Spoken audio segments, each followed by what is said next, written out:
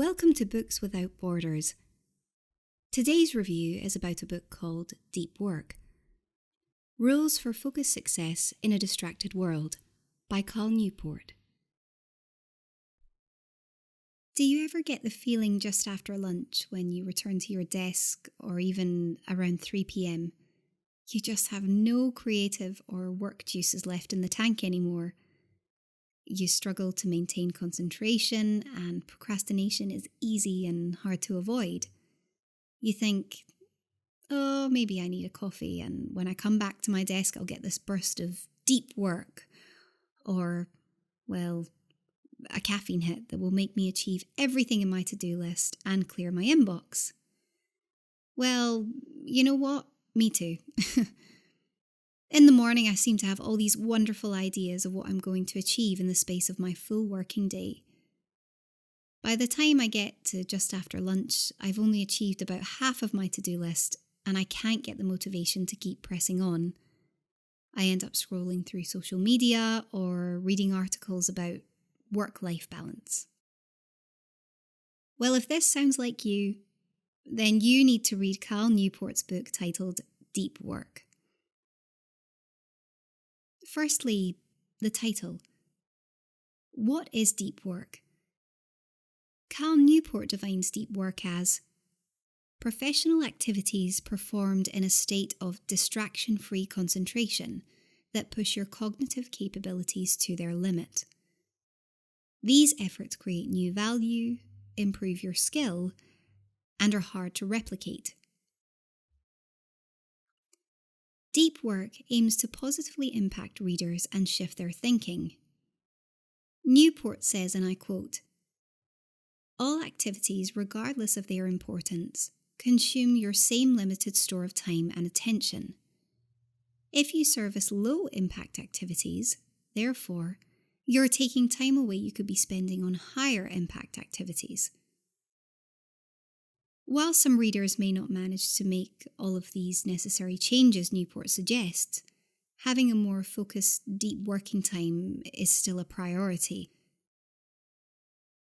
Deep Work is a guide giving us advice and tips on how to develop the tremendous superpower of deep focus on cognitively demanding tasks in this distracted world that we live in today. As technology advances and the working class become busier and bosses demand more from their employee, Newport states there are 3 types of people in this world who will survive and flourish. Owners of capital, or people with access to it, those who can work with intelligent machines and technology, and last but not least, superstars in their field of work. Deep Work focuses on this 3rd type, the superstars. Newport tells the reader how to become one. First, he advises us that you need to develop 2 skills. 1, the ability to quickly master difficult things. And 2, the ability to produce at an elite level in terms of both quality and speed. Newport's concept in Deep Work is the process that interlinks these 2 particular skills. He shares with his reader the new law of productivity, which is, if you take time, times it by intensity of focus, it equals to the high quality of work that's produced. But why are we not all performing deep work? Cal Newport answers this question for us. Deep work is hard, and shallow work is easier in the absence of clear goals for your job. The visible business that surrounds shallow work becomes self-preserving. Newport's goal with his book is to share the tricks and tips to systematically develop your ability to go deep, and shows us that by doing so we can reap great rewards. Cal Newport takes us on a journey to develop the superpower of the 21st century. Deep Work is about working smarter, but not harder. First, once Newport establishes what deep work is, He shows us how to develop the ability to do deep work. We're asked to choose our deep work philosophy, remove distractions, and use downtime to enhance deep work efforts. Some of the ideas Newport suggests to us to allow deep work is disabling phone notifications, scheduling internet time specifically, and clearing to neutral and working remotely. Newport explains why downtime is so important. He talks about creating new insights, recharging, and why evening work is usually not that important. Work that you fit into your downtime isn't normally of high value. Overall, a very interesting book. Newport successfully shows how making use of deep work and the other principles outlined within the book can make a difference by using many real-world examples of others that have used them.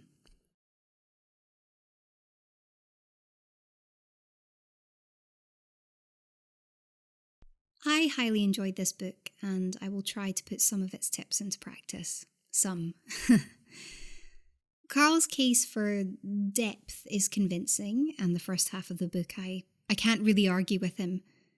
The tips for finding depth in the second half are productive and helpful. Creating artificial scheduling, these are all things I will try.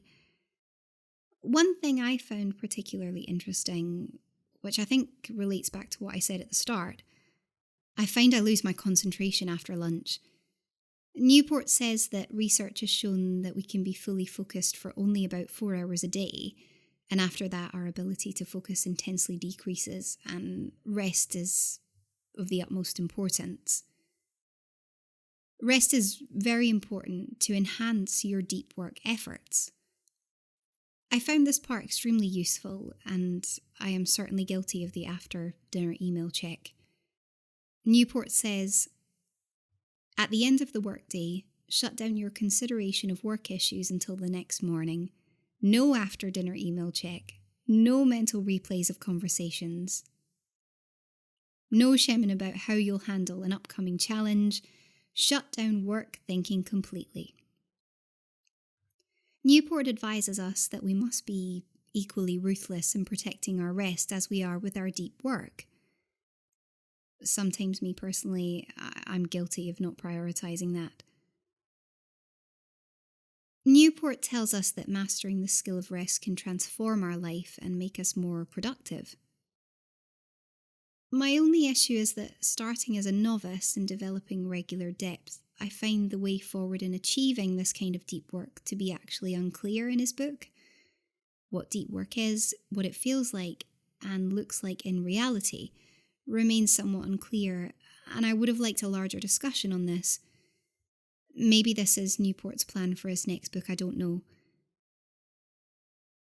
Also, a bit like Newport's other book, Digital Minimalism, one comment from me remains the same. It is all well and good turning off notifications and only checking emails twice a day, for example, where I'm not sure if this is the answer professionally when it comes to wanting to look reliable. The last thing I want to do is give someone a reply a day or so late because I've been digitally switching off. There is nothing worse in the professional world when you're waiting for an answer to a question that, until you receive that answer, you can't do anything else during your working day. And also, ideally, I want my clients to come back to me because I'm reliable. In regards to switching off completely from social media, it doesn't really work in my industry. I use social media purely from a work aspect, and therefore I need to be checking it regularly and answering messages and comments when I can, and quickly so I don't lose the business. I'm not sure his advice of checking emails twice a day and switching off from social media completely works in my particular industry, but for others, sure, I think it's a great idea. One other thing that I found hard about the book was after I read it, it was hard to remember what the rules are after reading the whole book. Maybe Newport needs to bring out another book that summarises this book into bullet points of what tips you incorporate into your day without going into detail. For example, maybe saying, For more detail, read chapter 2, page 64 on ideas on how to digitally switch off. Newport made one really good point, and it made me feel relieved somewhat. Newport tells us that research suggests 4 hours is a sort of limit of how much legitimate deep work a human can do in one day. There are also tons of examples of successful people who only put in 4 hours of deep work per day. So for me, I don't feel as guilty anymore about the amount of actual work I get done each day. Perhaps the most important thing I learned from this book is how dangerous it is to constantly cave into my procrastinations. For example, needing to check your phone for the 30 seconds you spend waiting in line for a coffee, or just picking it up for no reason. Doing this basically wastes my willpower muscles, and then it makes it harder to engage in my deep work. Next time I'm working on something, but I'm tempted to check Facebook, I'm going to try to resist. I'm too used to caving in, and I'm very guilty of that. And sometimes even if I do resist, though, the temptation itself will be distracting. I've actually noticed that these things happen to me all the time, and I hate it. So I'm serious about following the advice to cold turkey eliminate procrastination during designated deep work periods, and to not be constantly occupied. For example, I don't need to check my emails every 5 minutes whilst I'm in the middle of writing this review. I should also note that a lot of the arguments in this book are not airtight. You could poke some holes at them. But if you were to make them airtight, the book would be thousands and thousands of pages long, so I get it. Overall, I thought the book was extremely well written. It was very clear and understandable. Note to self, on the next review, don't check my emails. I'll let you know how I get on with that one. Thanks, Newport.